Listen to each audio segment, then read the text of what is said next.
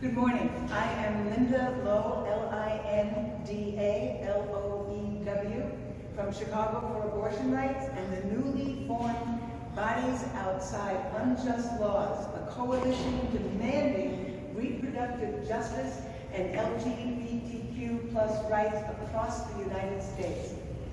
We are here today to announce that when the Democratic National Convention comes to town next August, we will be there out in the streets to greet them with our loud and clear message. Our bodies and lives are under attack by unjust laws across the United States, including right here in Illinois.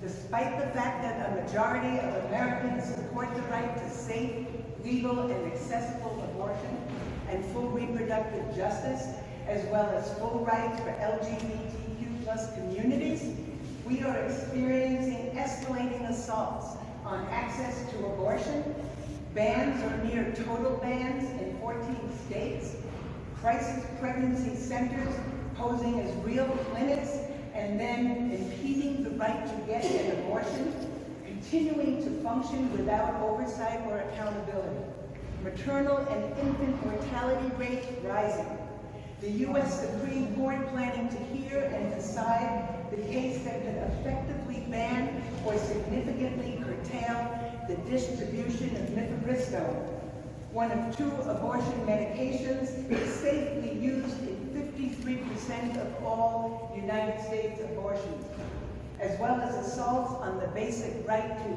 exist, work, and love who they choose for trans and the entire LGBTQ plus community. We are outraged that Kate Cox was denied emergency abortion care by the Texas Supreme Court and had to travel out of state to get her care. We are horrified that Brittany Watts of Ohio is facing felony charges for abuse of a corpse after miscarrying in her own home. And so many others are being criminalized for trying to exercise control over their bodies, including the right to end a pregnancy, and the thousands who cannot and are forced to carry an unwanted pregnancy to term, risking or even losing their lives. We know that control over our lives, over our bodies, is central to control over our lives, which must include the right to decide if and when to have children, and the ability to raise children in a safe and livable environment. More than 60 countries have liberalized their abortion rights, while in the United States we're going further back into the dark ages, including in states directly around Illinois, bringing record numbers to our state to seek care, and many more receiving no care. But when Americans get to decide in ballot referenda in states from deep red Kansas to Kentucky to Ohio, we overwhelmingly choose to enshrine abortion in our state constitution and remove obstacles to its access. In every state that has had a referendum, 7 of them, and 9 more, probably more, expected this year. But this piecemeal approach is not enough. When thousands of delegates arrive in Chicago for the Democratic National Convention next August, we plan to greet them with supporters of abortion rights and LGBTQ plus justice from all over the nation, including victims of these unjust laws, to demand that lawmakers and the courts keep their hands off our bodies and restore and expand our rights nationally, including to those who never had access. We therefore are demanding repeal of the Hyde Amendment and an end to the cascade of attacks unleashed by the fall of Roe in 2022. In the past 18 months and in the past 50 years, we have filled the streets repeatedly to win. Leaders today will give more details on our march planned for Sunday, August 18th. We represent 5 organizations today who have helped to spearhead this mobilization. We are already working with several other communities and groups from states all around the country who are eager to get involved. We will issue a comprehensive growing list soon. We have been fighting these battles for decades, including under many Democratic Party-led administrations. Many elected officials have sailed into office on the wave of our protests and demands. We are tired of politicians using our slogans as talking points and then failing to deliver. Enough is enough. We cannot rely on any of them any longer. No delegate will arrive in or leave Chicago without hearing our voice and knowing that we are serious about fighting for our rights and winning them. First up, please welcome Keorkunian-Rivers, using she, they pronouns. Christy is the co-founder of the Chicago chapter of Stop Trans Genocide, which organizes against the ongoing genocide of trans people, including the murder of Black trans women in the United States, and for the removal, and against the removal of life-saving gender-affirming care around the world. Christy.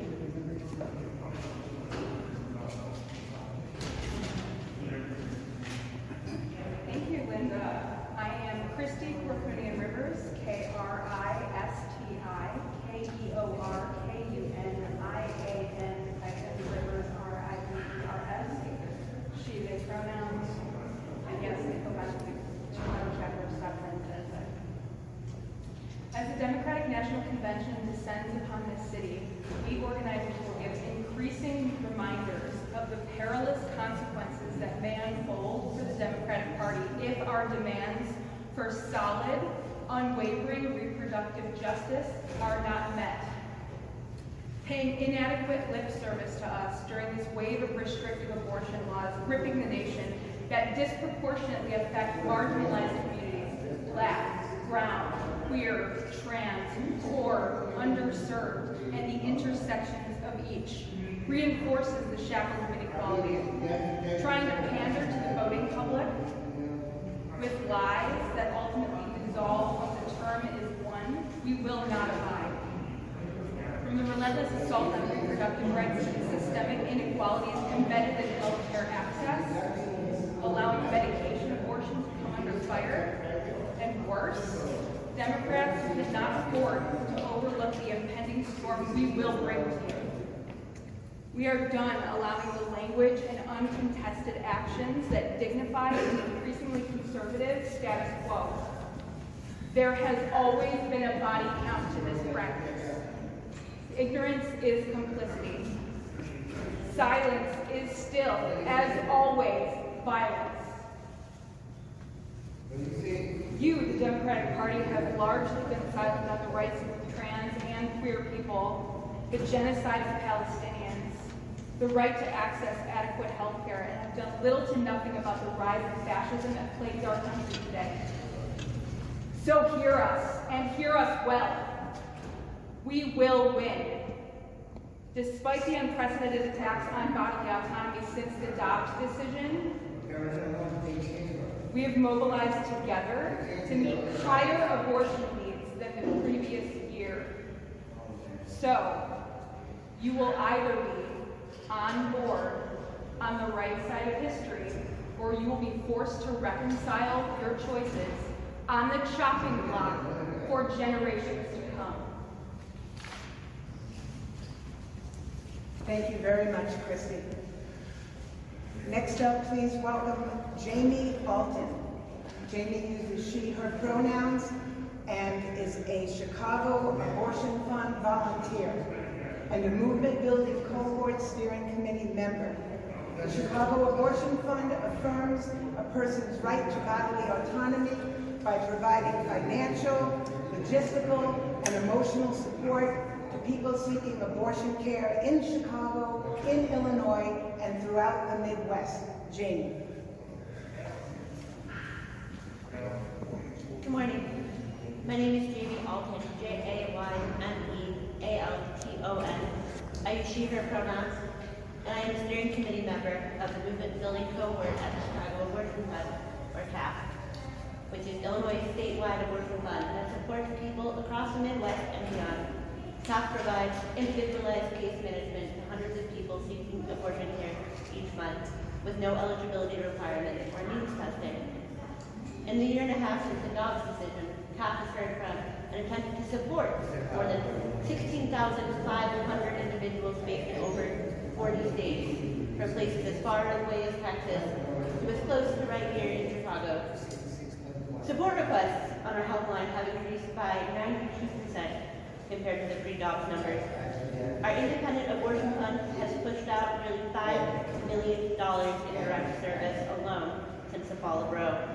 That's appointment costs, child care stipends, and in many cases, in-person child care support, a warm meal, a plane, train or bus tickets, medications, and other supplies. The barriers that CAF callers face when trying to access the health care they deserve is unacceptable.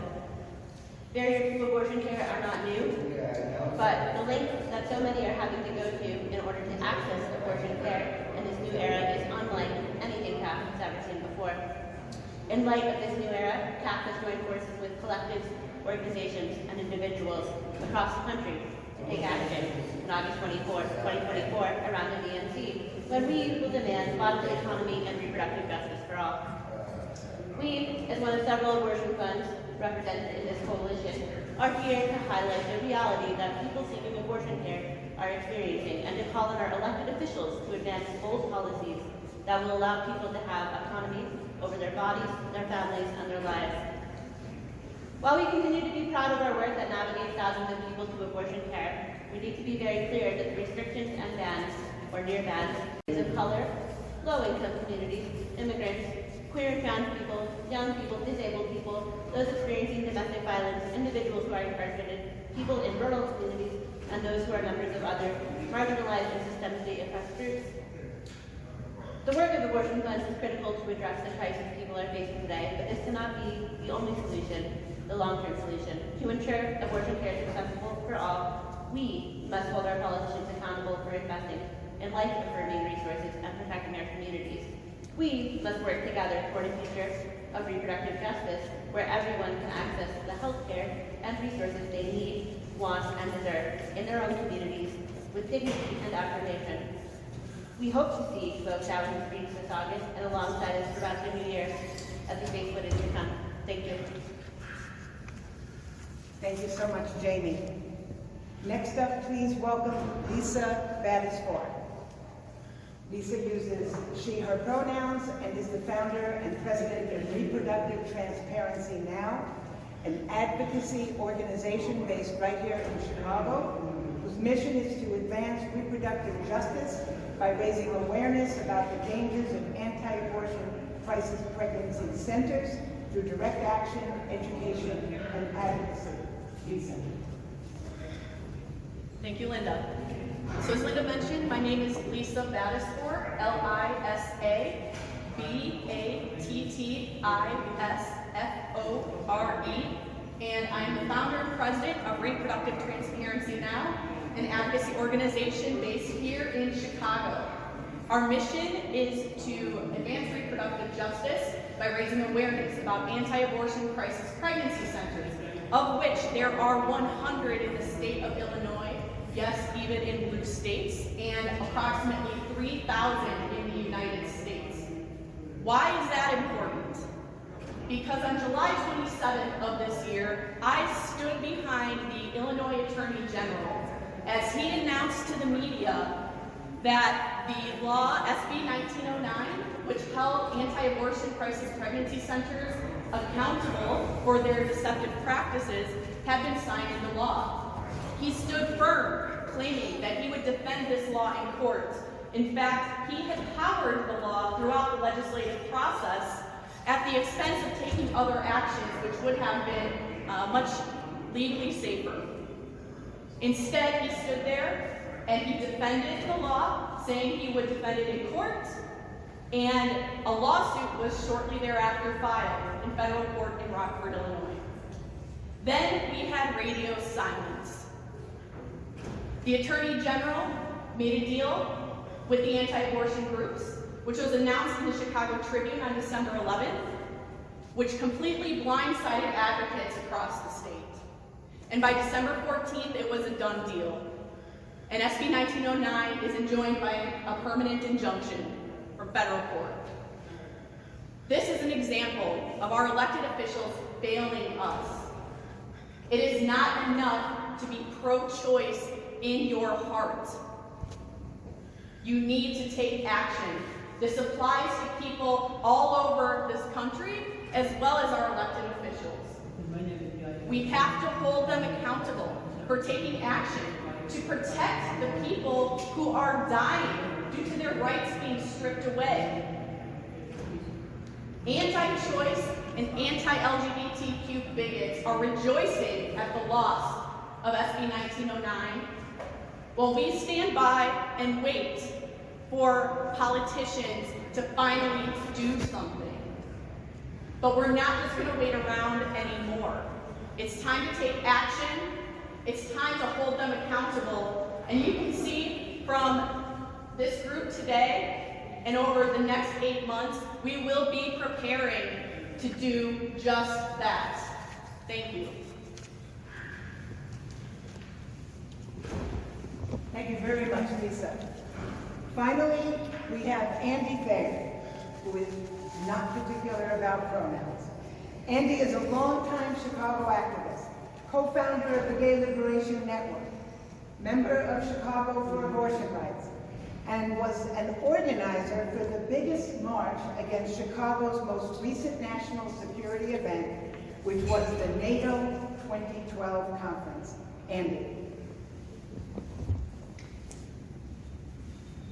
Thank you. My name is spelled A-N-D-Y, last name T as in Tom, H-A-Y-E-R. Now, some of you may have recognized the t-shirt that I have on today, Women, Life, Freedom. It's about bodily autonomy for women and others in Iran. But this is a slogan which is applicable right around the world, because right around the world we see people's bodies, women, LGBTQ plus people, our bodies trying to be taken control of by various governments of various political colorations. And this march that we're going to be having on the 18th of August will be about demanding, not asking, but demanding that our bodily autonomy be respected. This should not be a difficult ask, but unfortunately here in 2024 in the United States, it is a difficult ask. You look at the 10th Amendment of the Constitution, and it should be very clear that bodily autonomy is something that every person in this country should have. And I quote, "The powers not delegated to the United States by the Constitution, nor prohibited to it by the states, are reserved to the states respectively," and this is the part that everyone forgets, "or to the people." It's dubbed the Rights Reserved to States or People Amendment for good reason. Now, I'm up here not to talk to you about the 10th Amendment, but people should remember it, why we should be respecting people's right to abortion, people's right to raise kids in healthy environments, and people's rights, whether they're LGBTQ plus or whatever, to control their own bodies. I'm here because I, along with the Logistics Committee of the Coalition, are about to apply for a permit to march on the Sunday, August 18th, meeting at 5 p.m. at Water Tower Park. 5 p.m., August 18th, Water Tower Park. Now, those of you who are familiar with the history of the city know that trade permits for various issues, especially when marching against the Democratic National Convention or other national security events, are not an easy affair.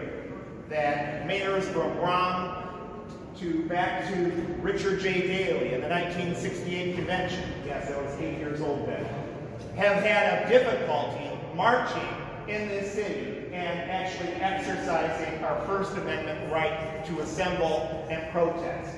And so we hope that with the Mayor Johnson administration, Mayor Johnson will personally get involved and say, yes, not only our permit application, but every other reasonable permit application that is made to march on the Democratic National Convention is respected and is granted.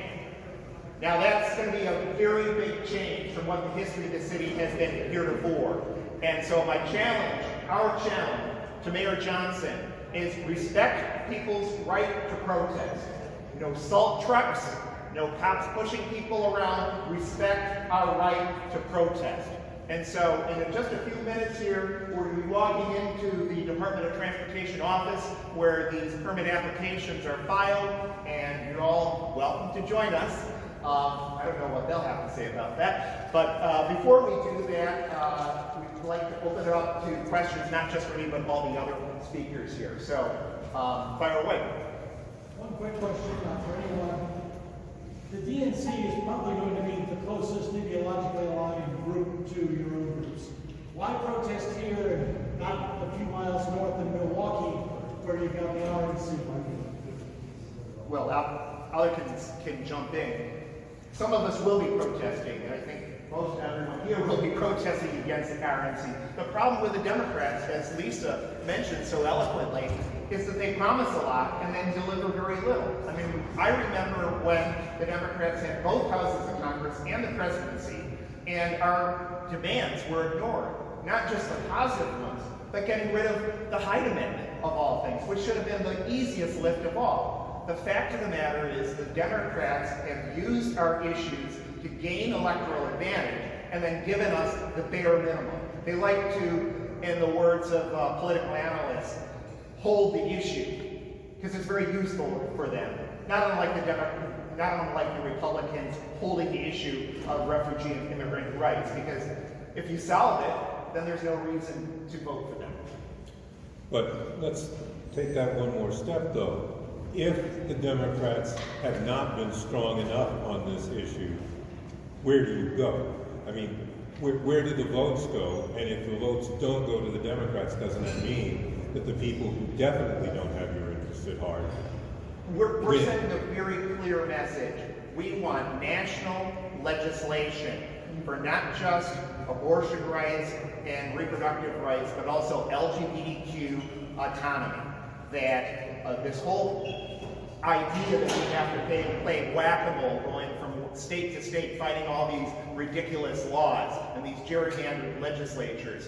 The Democrats, they need to have a very public commitment, not just something they roll out for a press conference, but something that they actually fight for in terms of national legislation along these lines. The problem heretofore is that those who support the Democrats have been quiet, and they think, oh, they've got our issues.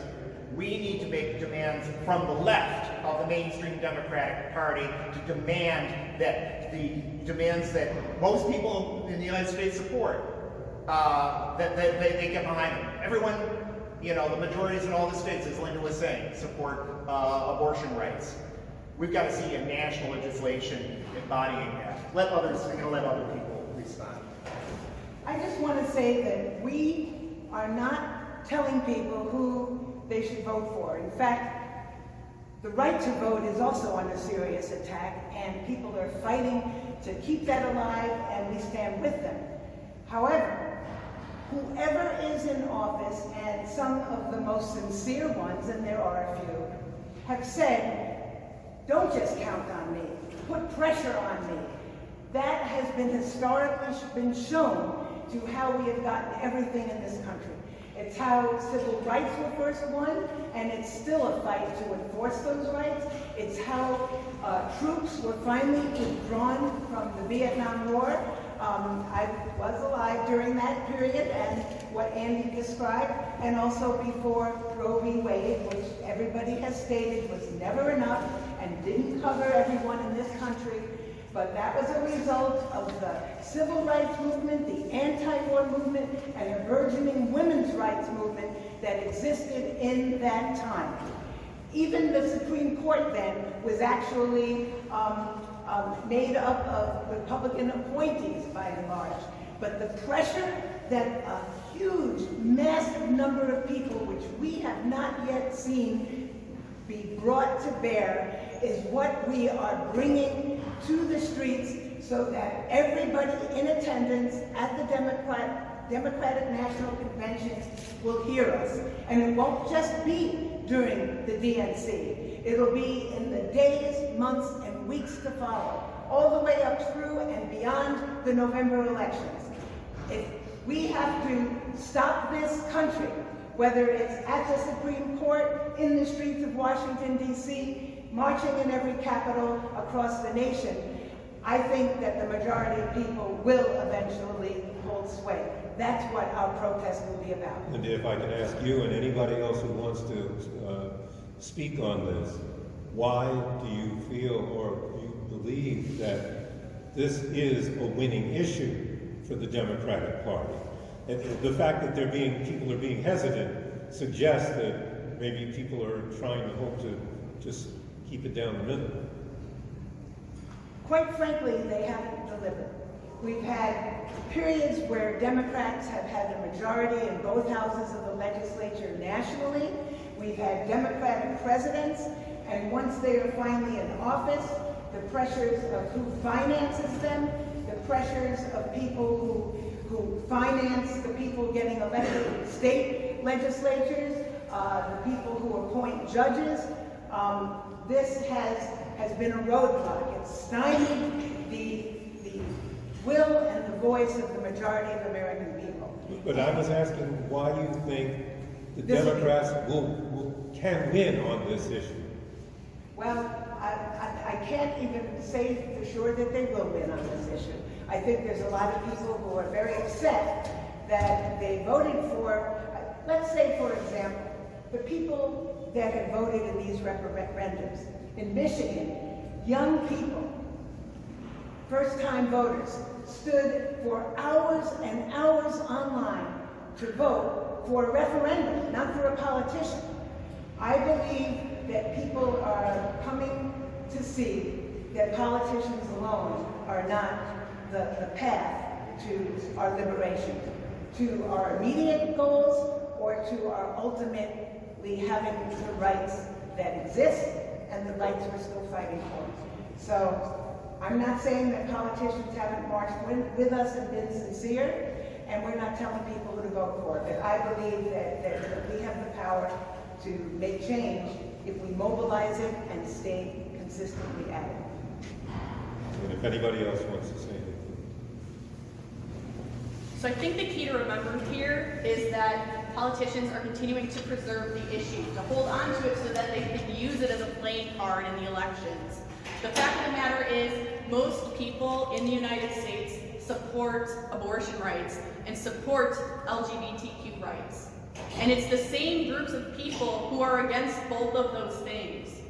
So we mentioned earlier that politicians failed us when it came to SB 1909 in the state of Illinois, a state that continuously shines a light as a leader in abortion policies. And yet, they could not go up against the wealthy, over-resourced anti-abortion groups. They're scared. And we need to put pressure on them to make them understand that they have to be in this with us, and maybe they need to be willing to give up their jobs. Because there are people across this country losing every single day. Are there any further questions? And any of us will be available. You can be in touch and we will update you. There's a lot of months between now and August. So you will be hearing from all of us and many others again. I think Andy is going to lead us in this. Come on in. Hey. Hi. Yeah. So, Andy's as far as we're concerned. Got it? Where do you go to the cashier? Over here.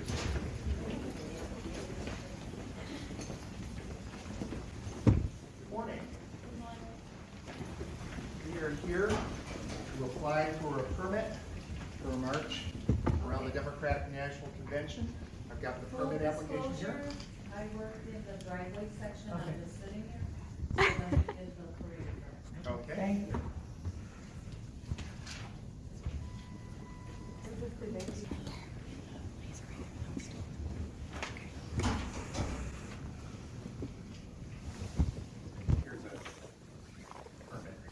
application.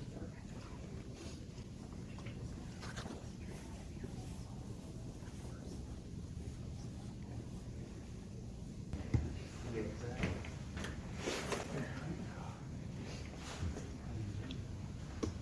Oh, yeah. There's more people? Good.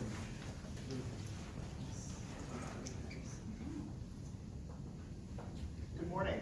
Good morning. How are you today? Good morning. Happy New Year. Happy New Year.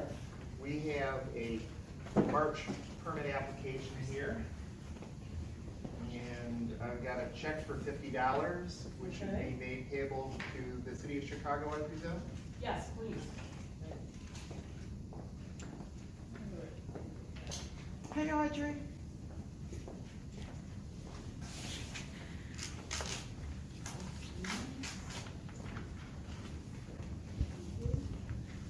Take that up to the cashier. Okay. I also have a second copy here. See, now, If you would date stamp that for us, please. Thank you.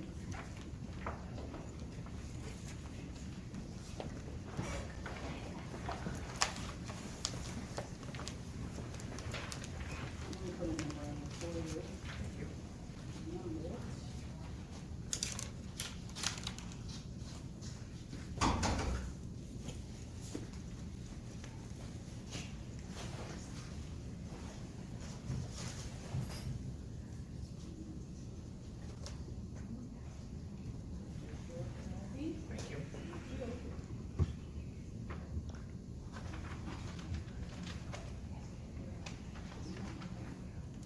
Give this back to you to go to the cashier once I give you the receipt. Okay.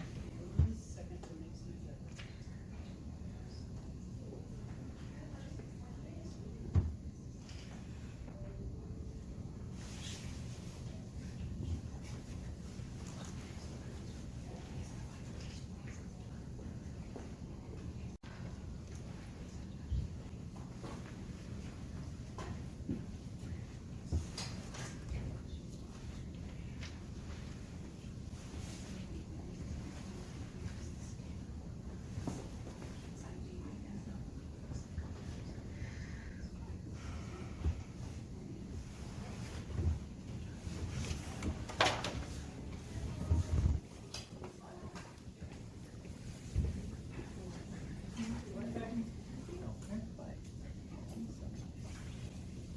So, thank you.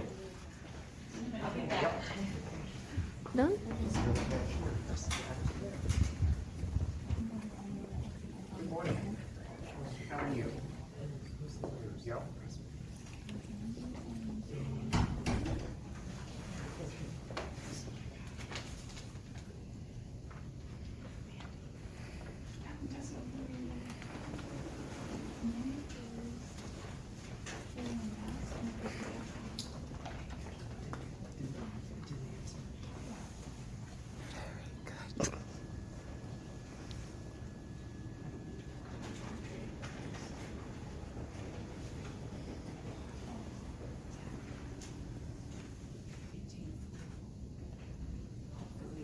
Thank you very much. Happy New Year. Number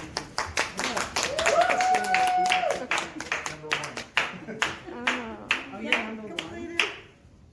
Wait, then you have to go back. Number one, okay.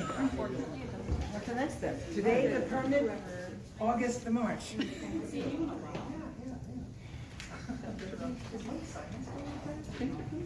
You retired.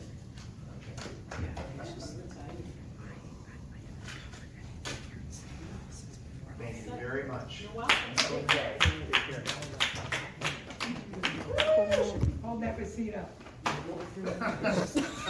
Graceful indeed. Graceful, yeah, very graceful. There you go. Excellent. So difficult to pay the city of Chicago $50, right? Yeah, well, we're passing the hat. What are checks, you know? Yes, Yeah. yes. So, I mean, you guys have questions or anything like that for any of us? Okay, well. Thank you for coming. We'll- Thank you for we'll- being here bright and we'll early walk on out. January 2nd. Yeah, exactly. Leave these people be in this corner of this hall. We're on the way. I do, we have a new, copy Way. of the press release, which gave that. Also, Thank you, folks. I didn't live stream